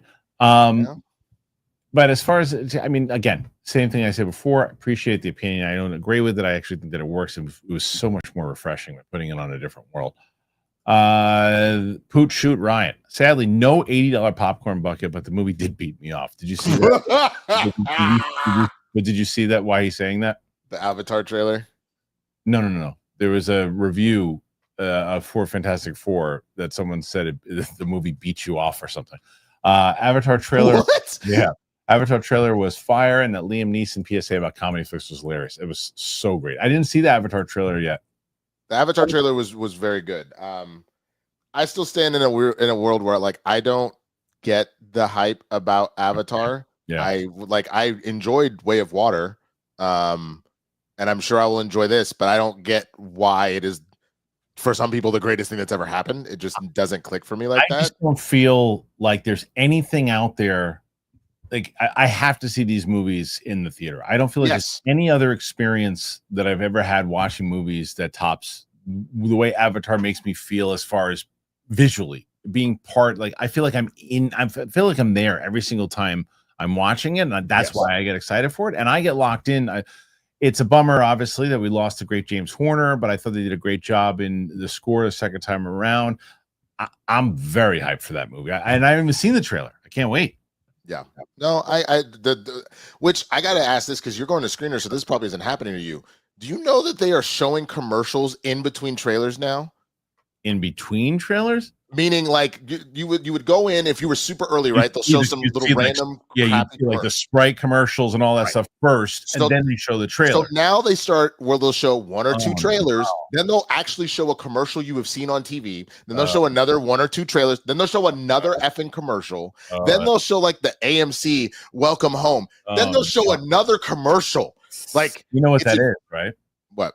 That's because it's like similar, like when you have when sponsors come in for any show, this show, that show, is they don't want the thing to be played at the end of the video, or they don't want it. It's sometimes they want to play it before the show starts, right? Because they're like, nobody's watching. You got to play it like right as like in the middle of it, because it's like. But I hate it though. I understand, but I got to be like, bro, I pay for A-list. Where is my version where I just get to sit down and watch my trailers and watch my movie? What are we doing? I know that's a good way to get people to just show up right as the thing starts. Servitor, Sue's powers felt off. More TK than telekinesis, than force fields. I understand what you're saying, but I think when people dive into her powers, they're a lot deeper than you realize, including the fact that people have said multiple times, Sue is so deadly. If she wanted to, she could literally make a force field in your brain and give you an aneurysm. Right. Like she has always shown that her powers go beyond just the straight force fields. Sure. So I like the way that they portrayed her powers in this one. Isaiah Smith, really enjoyed Fantastic Four. I feel like it had 10, 20 more minutes. Really like how the space stuff felt more sci-fi than usual. I have to see it in IMAX. You have to. You got to see it in IMAX. Yes. It just really, really worked. Clip, Champ, Razor. As someone that just got married and about to start a family, this movie hits home in so many ways. Definitely. I can see that for sure. Leaning into Reed's neurodivergence was huge. Absolutely. And that's what I liked. I liked that they gave him that angle. And I thought Pedro did a great job. I think so too. And I think the thing about it that always gets missed by people in that regard, when you're that smart, a lot of times you can't relate to other people. Like you have moments where, and they focused on that, where he is never ill-intentioned. But because he is the smartest man in the room, he is thinking about every single possible reality and the way you could go and how that can actually hurt people sometimes, even just having the thoughts. So I thought it was good. John DX Dragon. Hey guys, happy Friday. What are you most excited to see regarding the 2026 Lanterns or DCU as a whole? Also, do you think that the visuals for Lantern Supergirl will exceed Superman? Stay safe. I mean, as far as the visuals go, I don't know, because you got the king of the castle running the visuals in Superman. You know, who knows? Maybe. I don't think so as far as visuals go. What I'm looking forward to the most is Lanterns in 2026, and I'm looking for that true detective type feel, because I like both the actors that they got, and I want to be invested in this world and learn a little bit more about them. I believe Winston. I believe Coy, that I'm going to enjoy the Woman of Tomorrow storyline. I believe all of you guys who have read it and tell me that. But right now, all I know is what I saw, and I'm going to see the movie, obviously, but I'm just not hyped for that movie yet. But Lanterns, I'm hyped for. I'm very curious when they finally go trailer, which, I don't know if this had already come out. I feel like it did at some con, but just speaking of trailers, the Odyssey, they did like the small little teaser trailer. Did you see it? Good. I was confused because I was like, did this come out? And I just didn't see it. No, they didn't release it. They didn't release it. Neither one of those has been released on online yet. They showed it. It was good, man. I was like, oh, snap. We do. And he even did the same thing he did with Oppenheimer. He's like, 1 year from today, it's going down. They're on tickets on it. All right. Matthew Garrett. Kristian, that's not true about why people didn't see Thunderbolts. Here we go. We rejected Disney Marvel en masse as they pushed agendas most of America doesn't agree with. It's a trend. It will continue. Okay, well then explain Deadpool and Wolverine. So you're wrong. Explain Deadpool and Wolverine. That came out beforehand. Well, not only Disney Marvel, what Lilo and Stitch? Yeah. Like if there's been a full rejection of Disney and Marvel, Disney and Marvel, right? So no, that's not the case. So I'm not telling you that's not the case for some people. Definitely some people are just like, you know what? I'm done with Disney. I'm done with what they're doing. but it's not the reason why people didn't see Thunderbolts. People didn't see Thunderbolts. They didn't know what the hell it was. And most people didn't even know what it knew nothing about it and didn't watch the shows. So I disagree with you. John DX Dragon, do you guys think that Lanterns being a show is a good idea regarding the Lanterns mythology, or should he have gone the movie route? Thoughts? No, If I he think wants this was to cool. dive deep into it, and it does really well, you can do a movie later on. But dive deep into the mystery and show us a little more. I like that they're doing an HBO Max show. I think that it was smart, especially from the standpoint of there is so much lore. Like, think about if Game of Thrones, they had just decided to do a series of movies. There were too many characters. There were too many storylines. A show made sense. So you go at it from a super high quality standpoint, flush it out. And then when you're ready to let Jon Stewart have a solo or Hal's last ride or whatever, and you want to do a movie that way, I think that's great. But I think this is the right move personally. Yeah. Who's never mind. All right, let's see. So as far as Lanterns goes, I'm excited for that one for sure. And we'll see. 2026, they're gonna have some good stuff. Fingers crossed. Okay. Next one after that is the DX Batman. Currently at 63. Winston, you're getting closer with a half an hour left. Come on, y'all. We're pushing it to the wire. Come on, y'all. DX Batman. Incredible few weeks for movies. I watched Mission Impossible, F1, Superman, and Fantastic Four. Back to formula. Back to formula. There's a lot of really good movies out there right now. It's a lot of it's a good choices that we're getting back to. So yeah, that is a great list. I'm to formula. For me, I'm still battling right now. If I made my list, I wouldn't know where. If I put Sinners at number 1 today, I could put F1 there tomorrow. I need to watch F1 again because I've seen Sinners twice. I need to see it again, but those are my two right now. It's definitely Sinners at number 1 for me. Yeah. I'd probably go Sinners, Thunderbolts, F1, Fantastic Four, Superman. I haven't seen Mission Impossible. Okay. Let's see. Just left a screening of Fantastic Four. The Jack Kirby quote got me at the end. Yeah, it was great. Yeah, that a was lot of really respect, Levi, to I was surprised they didn't at the last minute throw Julian's name in there as an RIP. Because you know he passed, right? Yeah. Let's see. Nathan Drake. Winston, I know you brought that new Psylocke skin. I haven't seen it yet, but I've heard things. So we might do that tonight on the stream. I'll tell you that much. My choice. Bought my IMAX tickets after seeing everyone speak so positively about it. Sitting a little too close to the screen. Hopefully it doesn't fry my brain. I can't do it. I can't. There's a threshold for me that if it's in a, like, I want to say row 6 or forward because of what it does, I just say the screening is full. I am always there early, especially the press screenings, because if you have because you can't reserve your seats. The press screenings, you always have to get there early. So Sarah and I got there really early. And I always IMAX. I'm always in the last row for IMAX. Always. I just cannot be in the front. If I ever have to go in the front, I probably leave and try to come back at a different time because I can't enjoy the movie that way. I just can't do it. I get that. Yeah, Jake. Hold on, Jake.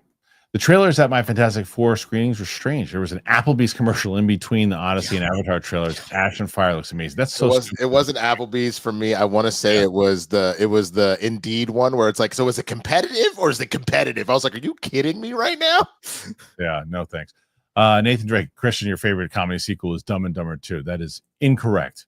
That was a very forgettable movie and disappointing. Not good. No. Timbino, how painful was it to rewatch the Marvels? It wasn't great. It wasn't great. It was just, I felt exactly the same way though that I felt about it when I saw it in the theater. I went back and I actually watched my out of the theater reaction to see if it was like, did I feel the same way? There's other things that I said I felt exactly the same way. There are things that are set up in the beginning, like this is fine. It's not good, but it's fine. Then you get to that planet and it just all goes downhill, and the villain is just so non-existent, and certain choices the characters make.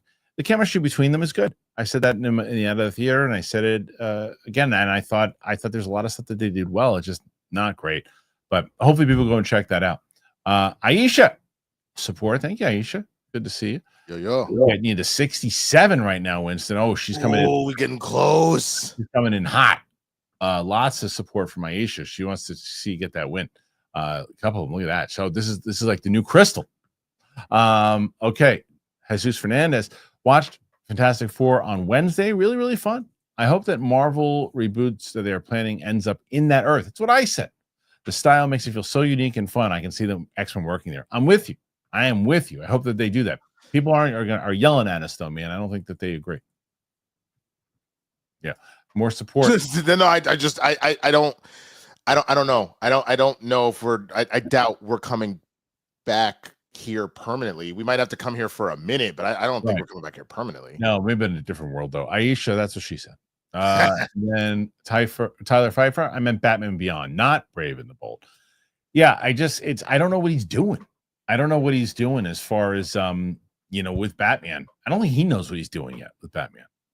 If he wants to go younger, I still think he should go younger. I think that way you lock him in for a while. Younger would be smart because you need this person to be around for a long time. Aisha likes donuts. Okay, thank you, Aisha. She likes mangoes. She likes chupacabra. Thank you. Yeah, Aisha, you going hard in the paint. I love it. One, Luke Flywalker. I don't know how much they play it up in interviews. I feel no chemistry between Reed and Sue. Really? That was the thing I felt the most. Interesting. Overall, I liked the movie and had a fun time, but very miscast. Okay, I disagree with you on that one. Yeah, very much disagree, but that's your opinion. I can't hate you for your opinion, but yeah, I definitely bought it between the two of them because of the way that even there's certain times she's like, because I know you, I know that's what you're thinking. I was like, oh, I've had this conversation with my wife. 1,000%, bro. Where your woman reads you fully for filth, and you're just like, and I've been in that position. No, that's not what I'm saying. That's not what I'm saying. That's not what I'm saying. I thought it, but I'm not acting on it. And it's like, but the fact that you even thought it is the problem. And I'm like, what? Yeah, I disagree with that. They're brilliantly cast, and I thought that they worked wonderfully together. Chanclas, Lori's. Okay, she's terrific. You can ask questions here too if you want. Tyler Pfeiffer, what is your relationship with This Is Spinal Tap, the trailer for the new one released yesterday? I probably have to watch the first one. I don't know if I've ever really watched it. I don't know if I've ever watched the original Spinal Tap. I was thinking about that. People love it, and I just never really was like a huge fan of it because I don't think I've ever seen it. I'm very aware of it. It's like some of people's favorites. So the new trailer dropped and I didn't watch it because I was like, I don't think I'm familiar enough with it. But my friend David Gambino was like, did you watch this Spinal Tap 2 trailer? I'm like, no. But it's not to say anything except I probably have to go watch the first one. Levi G, confession, I bought the Galactus bucket. All right. It's actually good. Displaying it next to my Wolverine F Light bucket and the Dunacy bucket. It's clobbering time, y'all. Have a great weekend. Was Dune the first one to come out with these popcorn buckets? The Dunacy? I believe so. That was the one that went so hard in the paint that then all of a sudden they were like, there is a lot of money to be made here. Like they were doing them, but I don't think they really popped off until that sandworm thing, and then what, they had the SNL sketch about it and whatnot. Right. That was it after that. Yeah. Well, so I mean, now you have this trend. So, and it's like a collector's thing. So, CellX23 watching Fantastic Four this weekend on Screen X. Question: do you think we get the Namor Sue story? Spidey animation was a good watch. So I'm assuming Namor and Soda. I don't know because they said he's coming back. Yeah, I think you might. Okay. Especially once all these characters are in the same universe together. Right. I think that certainly could happen, especially if you're dealing with a Sue that we saw, even though things ultimately are fine between the two of them. We saw a moment where she got genuinely mad at him. So just enough to sow some like a little bit of like, I'm kind of pissed at my man, and Namor's over here trying to be like, what's up, girl? What you want? Like, so I can see it. Okay. Grimbear 13. Campy has been ranting about how many trailers and now the extra ads before at AMC. I did see his Facebook post on it. My local is like 30 minutes of trailers and now ads. It really sucks. It's not fair if you're planning out like a night, right? If you're like, okay, this movie starts, it used to be able to say movie starts at 6 o'clock. But I will give them credit. The one thing that they have actually started doing, and they advertise it on the site and on the app, this movie will have somewhere between 25 and 30 minutes of preamble. Okay, that's good that they do that, because like that, because it can throw off if you have a date, you have the stuff, you have a dinner. You can be sitting at dinner now. Like it used to be like, okay, it's if you have dinner first and it's you sit down at 6 o'clock and your movie's at 7. If you're close by the theater, you really can go until like 7 o'clock, 7:15 if you wanted to, and be fine. I think the other thing that they're doing, if I'm just calling a spade, I think because of the popcorn buckets, because they now have like bars in almost every AMC, things like that, and because those lines are getting excessively long, I think doing that also buys you time to have people be at the concessions as much as they want and whatnot, Yeah. This next one is from a real douche. Brett Sheridan. It's his channel. That's his channel. That's the actual Brett Sheridan. Throwing in $5. He just reduced his rate for me by $5. He said, have you guys caught up on the viral videos of the world famous The Brett Sheridan channel? A lovely Aussie tribute dropped Wednesday. He did. A new episode out now. You should go check out Brett's at almost 800 subscribers. We got to get Brett to 1,000. Come on. Let's go, Brett. Brett spent $5 to advertise on the channel. Go over there and I think go. I already did, but let me make sure I'm subscribed. It's easy. It's that Brett Sheridan. Just go on over there, subscribe to it. He did. He called me the other day. He was worried because he was like, well, should I do the Aussie thing? It's like depressing. It's like, dude, it's you loving it and you're being emotional about it. You should do it. And he really subscribed. How's it doing? Look at his Aussie video. How's it doing? Let's see. Midnight RIP Aussie 332. Good. And he has and he's almost at 800 subscribers. So that's good. So people go check out and support Brett. Absolutely. Armada 8YT. The CG in the Avatar trailer looks tremendous. I can't wait. How successful do you think Predator Badlands is going to be? That's always the same kind of answer, right? Depends on how much the budget is. But people are liking that second trailer. I didn't see the second trailer. I didn't love the look of the Predator. However, I like what Trachtenberg did with Prey. So I'm optimistic. But I think it'll do okay. The cyborg thing was interesting. Oh, I didn't see anything as far as. Do you watch the second trailer? That was what they played, and I didn't see the first trailer. Okay, great. Okay, so I thought that was the first trailer, but there's like a cyborg with him. Oh, interesting. No, I didn't see enough about it, but it's also great for him because he's getting a theatrical release now. Because Prey wasn't theatrical. I saw it in the theater, but it wasn't. But it wasn't a theatrical release. Pat for president. Good luck, Pat. Hey everyone, my dad and I had a super time watching Fantastic Four yesterday. We went to our local Regal. We enjoyed it so much, and we turned around and went back in. Felt like an event film. I was so happy with Fantastic Four. I'm glad you said that, Pat. You know what's funny? In the screening, it felt like an event film. It felt like there was like a buzz in there, and it felt like it was the first time I had felt that in quite a while. Yeah, okay. Ellis does not love the front row, by the way. Ellis was the front row. The front row? No, Ellis does not love the front row. He loves to get closer up, but not the front row. No. But anyway, what do you think about Fantastic Four in being an event film? Did you feel that? I think that it felt like it in my movie. I got a little. It's funny. I don't know if I'm becoming an old curmudgeon myself, but maybe it's just because of when the screening was. I wasn't expecting this. I had people the whole time, wow, and I was just like, oh, okay, all right, chill, baby. Like, I get it, but like, damn, it's like 2:00 on a Thursday. like, isn't even the fan event one. This is just a regular ass screening. But no, I think. Considering the cast, I think considering kind of what's on the line, I think that since this is a pretty big IP that hasn't really hit quite yet, I think this does feel like an event film for sure. Okay, let's see. And then next one, Nathan Drake. Emma Frost is a thick queen in Rivals. Bro, you probably can never play Rivals because if your wife walks in on you playing, to be like, Kristian, what the hell are you doing? Yeah, right. Is it really? Is it what's going on in it? It's just when I tell you that the creators of the game really took kind of like the old school Hooters model of, hey man, if we make a solid game, but we also make sure every single character is cheeked up, people gonna be playing this for a long time. And they're doing summer skins now where all the characters are in like bathing suits. And the funny thing is they go both ways. They've got like Namor and like Thor in like thongs. Right. And like mankinis, but like just ladies, just booty cheeks everywhere, bro. Yeah. All right, there you go. Pat for president. John Schnepp would have loved July of 2025. Yeah, he he absolutely would have, 100%. Yeah. Joey Pedras been a member for 9 months. Thank you, Joey. Happy for all of our members that we have so many great things for you guys right now. I had zero excitement for Fantastic Four. Same. And after watching last night, I'm all in on Pedro and Fantastic Four leading the MCU for a while. Same. Yeah. Yeah, they did a good job of doing that. Pat for president, following it up. I wish Stan Lee could have been around to see this iteration of Fantastic Four. Same with Jack Kirby. They did them justice. It felt like that old school kind of feel for the both of them. Yeah. Busy B. Happy Friday, Kristian and Winston. Glad you both enjoyed Fantastic Four. I'm not interested in the IP, but happy for everyone that's loving the film.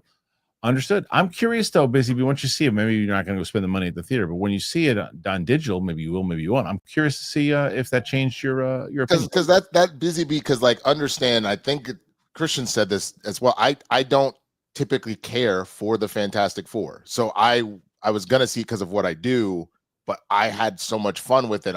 You have started to switch my feelings on them because of it. Yeah. So yeah. Let's see. See, now I don't know what they're talking about. Oh, when I guess when I said I never saw Spinal Tap, and people couldn't believe that I never saw it. Pat for president. Next week is Naked Gun and that nice beaver bucket. There's a possibility I might get that. There's a possibility. Wait, that's a nice beaver bucket. Yeah, it's got to be. Legend MM600. You guys rock. Thank you. Going to see Fantastic Four. What to see? You got to go check it out and let me know when you see it, please. Zach knows Zach 4 support for Kristian. Kristian, can I get a mustard? We don't have it anymore. I got rid of it. Mustard. Oh, thank you for the support. Yeah, just kidding. Astio Disney. Winston, I'll be watching the Agatha reaction. Can't wait. Are you doing Agatha reactions? No, aren't you about to do an Agatha reaction? Oh, I think it was just saying hi, like Heart Winston. Hi, Winston. And asking me if you say, okay, good. Can't wait. Also, if you did, your wife and Spider-Man, I'm there. Thanks for being positive. Thank you. Yeah, I don't know if we would do the Spider-Man ones, and I appreciate that, and I believe that you would be there. In the same way that, look, there are tons of people who said, look, you do smaller movies, and I'll be there. And those people show up. But you know who doesn't show up? Everybody else. And like I knew, there's 2 movies that I did. The new Paul Thomas Anderson with Leo. I knew it would eat it, and it did, but I wanted to see it. I wanted to watch it, so I did it. And the same thing with the Julie Roberts Luca movie. Same thing. But I'm going to keep trying to showcase those movies so I want more people to see it. But as far as Agatha is the one that I'm going to get pissy about because I've already reacted to it. And I saw it with my wife, and I was like, you got to show Sam. You got to show Sam. I'm guaranteeing you that it is going to be one of our lowest rated ones. I'm guaranteeing it's going to be one of our lowest rated watched series. And I hope I'm wrong. Because even Loki season 2 just did okay. We just put Marvels out. It's doing fine. I think people want us to be done with MCU. I think they want us to get to other things. Sam's doing Lord of the Rings next. She's going to do Harry Potter. She's going to do Christopher Nolan stuff. That's the stuff I'm excited to do with her now too. We're almost done with Marvel. So hopefully people watch the Agatha one. We shall see. Tyler Pfeiffer, Spinal Tap reactions are doing well. That's awesome. Yeah, I haven't seen the first one, so I'm not going to react to the second trailer because I don't have any reference. You know what I mean? 81 right now, Winston. 81. Ooh, come on, yo, we so close. 12 minutes away. Can you get? I told you it's going to go down to the wire. Oh my god. 103. You need 103 to tie. Okay, so next one after that is Aisha. Most anticipated film for H2. I am looking forward to Weapons. I think for H2, is that for like the second half, maybe? Second half, I probably think year. I would look if I'm going. I'm gonna give you the 2: one big budget, one small budget. After Avatar is my number 1 most anticipated big budget. After The Hunt is my number 1 underneath. Probably him. The Jordan Peele produced film. I think that's probably my number 1 most anticipated closing out. And other than that, honestly, even though I don't rock with musicals like that, Wicked for Good. They got me with the first one. So I'm also and this is an honorable mention just because I like these films. I'm anxiously interested in the third Now You See Me. That's not this year though. Yeah, it is. No way. It's Is it? November. Are you sure? According Maybe to you're right. Let me yeah. see. Maybe you're right. You very well could be right. I just, and they showed it at CinemaCon, so you're probably 100% right. But let me see. So November 14th. is it really? Wow. Wow. Okay. Yeah, you're right. So let's see. August. Let's see some of the movies that are coming out. August is really nothing huge except Caught Stealing. I want to see. September 5th is The Conjuring. That I'm definitely looking forward to. Spinal Tap 2 comes out September 12th. People will be excited for that one. September 9th, Winston was talking about, is Him. September 26th, my little one is looking forward to Gabby's Dollhouse, the movie. There's The Strangers, Chapters 2. One Battle After Another is September 26th. That's the Paul Thomas Anderson one. October 3rd is The Smashing Machine. That's up there for me. Let's see. Tron Ares is October 10th. October 17th, Black Phone 2. After the Hunt comes out October 17th. October 24th, Mortal Kombat 2. Springsteen, Deliver Me From Nowhere is up there for me as well. We're going to do like a full-on fall movie preview on both my channel and Matt Serra's channel too. So Busy Bee recently watched Arrival. It's one of my favorite movies. And I have to say, what a unique alien design. Are there any unique creature designs that have been both memorable to you guys? That's a really good one. I have to really think about it. I mean, I think that what they did for the Stranger Things, pretty damn good. Vecna was pretty good. Vecna was really good. You know, I will throw it back and say, I know it's cheating because it's a lot of different aliens, but like the OG Men in Black. Sure. I thought like what they did with the roach was really interesting. You know. Well, yeah, the Predator then too, right? Stan Winston's Predator. Yeah. Busy Bee also says just support for Winston. Thank you. Thank you, Busy Bee. Appreciate it. 86. Oh my God, y'all, come on. Jake should do the extended Lord of the Rings and just not tell Sam. Only kidding, but never been so excited for reaction series, especially the watch along cuts. If I could get her in here for 4 hours, it's hard enough. The poor woman, she was on the road with her daughter, and I mean, I guess this isn't. I guess I can bring this up. She won't get upset. But there was that shooting outside of that church not too long ago. Sam, and then the shooter went into the convention center. That's where her daughter was playing basketball. Jesus Christ, man! They think everybody was okay inside the convention center. Got her. So Sam obviously very stressed out, all that stuff, and then she travels with her daughter to play basketball. Her daughter's like a superstar basketball player, and then she got back. She got sick, so we were supposed to do a bunch of shoots. We should be done with the MCU right now, but she's sick. So we were supposed to do Agatha yesterday or 2 days ago, and today she couldn't come in. So there's a possibility that we won't have an MCU reaction until later of next week because Sam's just been ill. So once we get to Lord of the Rings, I'm looking for that too, but it's gonna be impossible for me to do the extended cuts with her. Matt Krugman, working on a Summer Walter video right now. Heard buzz that Trilla Studios is in Atlanta trying to get Marvel to come back and offer them an amusement park down here as part of the deal. We'll see. I mean, you got to get the deal. You got to get that deal sweetened, right? Absolutely, man. Yeah. Busy Bee. If I do go see it, I'll let you know. Please. Thanks. Please do. 87. Joe for show. Did Fantastic Four make you more excited for Doomsday? 100%. Absolutely. Yes, 100%. Matt Krugman, Summer Walker. Hell yeah. I didn't see it, but did you? Hearing it's I wanted to, but it's funny because like I'm not upset about the idea of wanting to do things with Kristen, but she doesn't watch South Park. I knew that this was going to be a big deal. I've always been a huge South Park fan, and she was like, "I really want to watch this episode with you," and I was like, "You don't watch South Park?" It's like, "I know, but like I heard good things," and I was like, "Yeah." So now I'm waiting for her, and it's driving me crazy. Why you're not doing that on your channel? Not a bad idea. South Park episode was ruthless, says Bizwada 316. Yeah, it's been everywhere. So no, I haven't seen it. I saw clips. Clips are hilarious. ZB73, despite Winston spoiling Paul Walter Hauser's role in Fantastic Four, I'm still giving you support. Huh?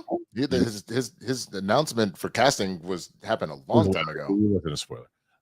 Levi G 83, support for Winston. Thank you.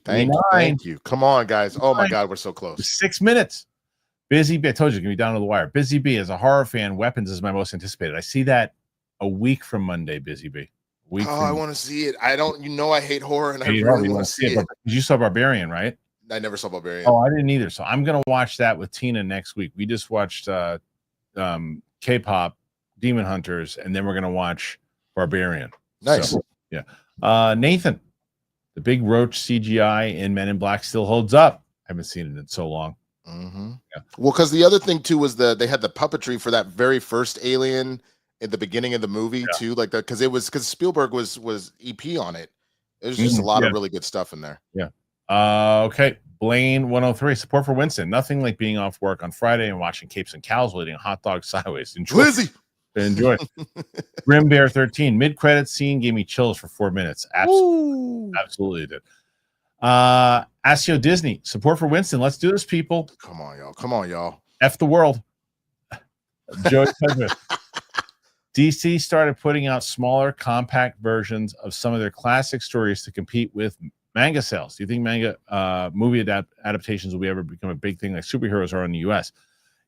The only way to say yes definitively is if whatever is captured on that for the first time and done successfully, you know what I mean? You got to do it once, and you got to, whatever the story is, like really saying, oh, look at the story we put together, made it a really successful live action, and then everybody else will follow.